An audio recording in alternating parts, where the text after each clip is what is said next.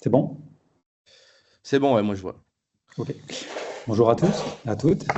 Euh, donc Argolite, pour ce webinaire, l'idée en tant que nouveau président de cette entreprise, c'est de faire connaissance avec vous tous adhérents. Je suis dans la photonique depuis un petit moment, mais par rapport à Argolite, je suis arrivé au mois d'août. Et l'idée, c'est de vous présenter nos activités et puis également de présenter des choses sur lesquelles on souhaiterait se positionner. On travaille déjà avec deux adhérents, Photonics France. Donc si on pouvait travailler avec plus, sachant que l'idée d'Argolite au départ, c'était de travailler localement dans la photonique. Et cette impulsion donnée par les fondateurs, je souhaite la conserver. Argolite a été créé en 2012 par Arnaud Royon et Gauthier Papon, deux universitaires de Bordeaux, enfin deux doctorants de l'Université de Bordeaux, avec une licence de brevet de l'Université de Bordeaux, qu'ils ont négocié au fil des années avec une possibilité d'exploiter des technologies qu'ils avaient travaillées et qui ont fait que désormais Argolite travaille sur 3 sujets. Notre spécialité, c'est la chimie des verres. Donc, on est dans la convention collective des verriers. On n'est pas dans la métallurgie, mais dans celle des verres. On fabrique des verres. Ensuite, on les fonctionnalise avec un laser. Donc, on inscrit des choses à l'intérieur. Et enfin, on utilise des logiciels, enfin, on développe des logiciels d'analyse d'image pour obtenir, grâce à ces fonctions, des informations qui vont être proposées sur les marchés que l'on va adresser. Je vais y revenir. Donc 2012, créé 2 personnes, aujourd'hui on est 13, et on est situé plus exactement à Pessac, qui est dans la banlieue de Bordeaux, banlieue sud.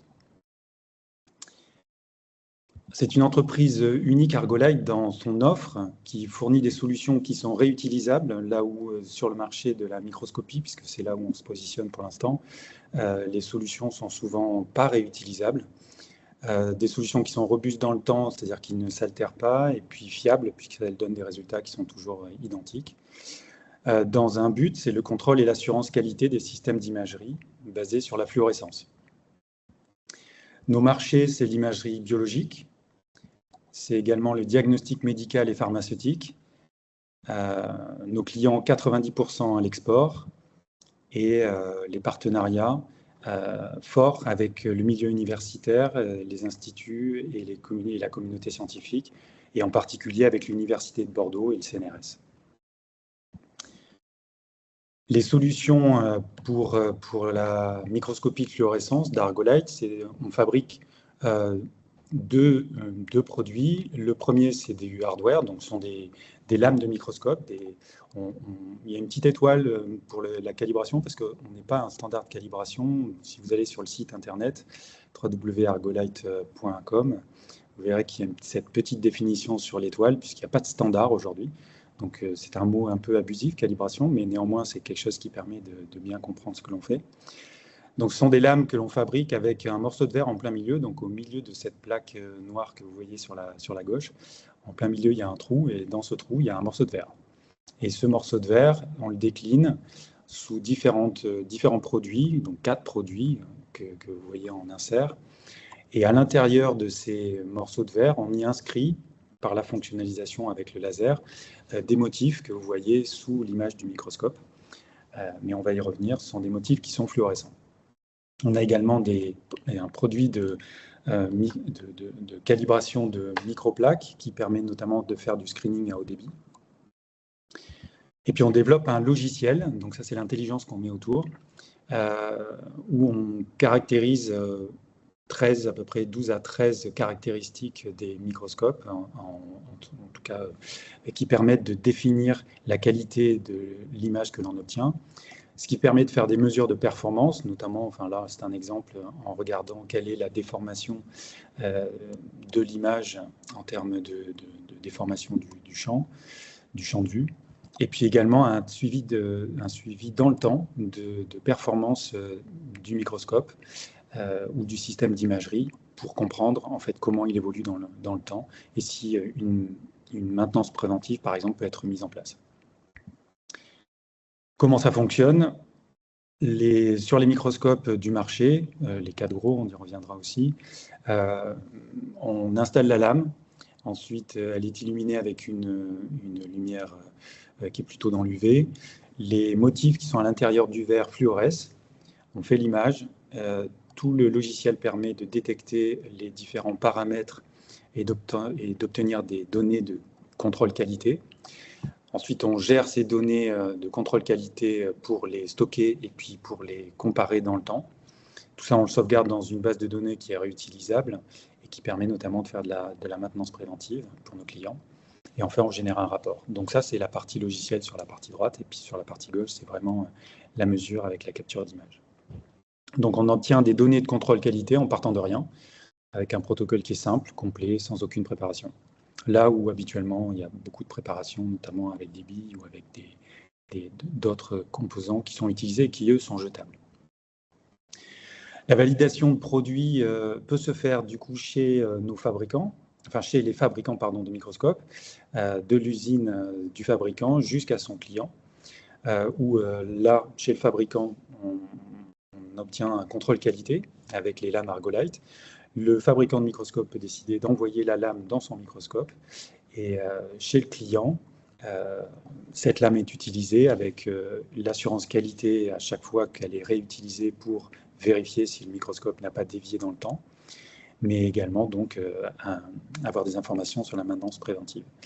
On adresse aussi les clients qui, eux, ne sont pas forcément, qui ont déjà un microscope, mais qui n'ont pas forcément déjà une lame Argolite à l'intérieur de leur dispositif.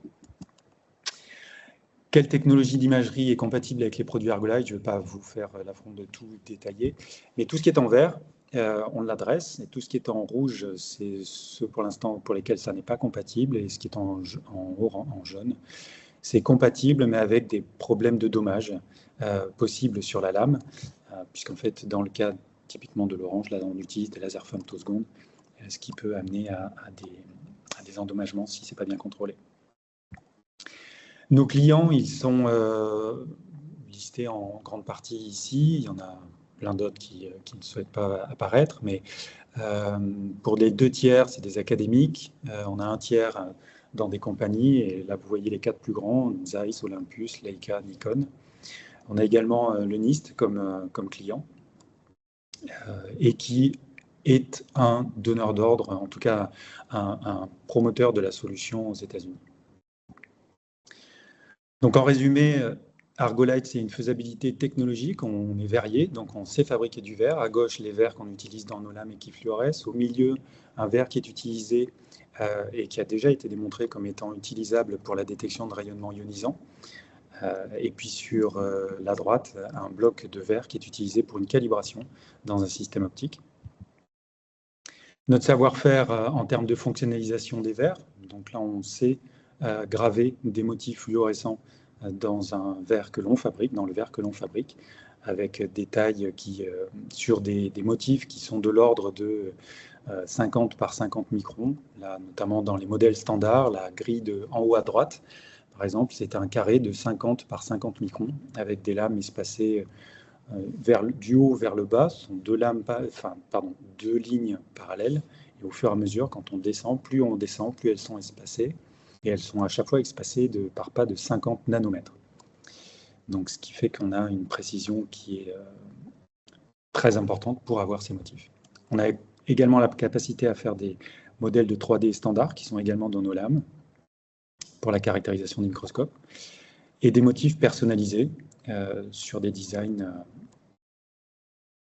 sur mesure. On a également des possibilités de produits à façon. Donc là, on sait programmer la totalité du process de fonctionnalisation. Et puis, en termes de savoir-faire technique, on a aussi la capacité à faire des supports de verre qui sont complètement faits à façon. Et là, ça dépend complètement du besoin du client. Donc, on est vraiment dans cette capacité à travailler avec nos clients également sur leurs besoins.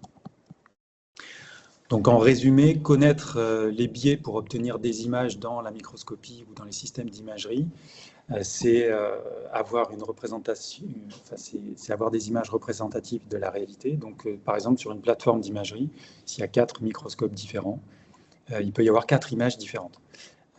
Et Argolite se positionne pour obtenir en fait des images qui vont être comparables, indépendamment du système d'imagerie utilisé, mais également qui permettra d'obtenir des résultats significatifs et reproductibles, ce qui nous amène à effectuer des mesures fiables, en tout cas pour nos clients. Et c'est sur ce marché qu'on se positionne aujourd'hui avec Argolite, enfin en tout cas avec les verres qui permettent d'être installés sur le microscope. Voilà, donc j'ai fait un tour un peu rapide de Argolite, mais pour une présentation de ce que l'on fait, voilà ce que j'avais à vous présenter. Merci Rizvan, merci beaucoup. On a déjà une question, Laurent, je t'en prie. Oui, merci pour la présentation. J'avais 2 questions. Une concernant le procédé de dépose de matière fluorescente sur le verre. C'est du dépôt? C'est quelque chose qui est gravé dans la surface du verre? Qu'est-ce que vous pouvez nous dire sur le procédé? Alors c'est gravé à l'intérieur du verre. D'accord. Ouais. OK. Et la deuxième question, c'est pour assurer une reproductibilité des résultats en fonction des différentes marques et de fabricants de microscopes. C'est quoi la techno que vous utilisez? Vous préemptez la caméra du système ou vous vous basez sur des images qui sont sauvegardées via le système utilisateur? Exact. On utilise les images qui sont sauvegardées par le D'accord, système utilisateur. d'accord, Notre logiciel vient récupérer les images qui sont effectivement générées par le microscope et après on fait ce post-traitement. Mais ces images sont des images prises de notre lame. d'accord. Merci. Okay. Merci. Y a-t-il d'autres questions?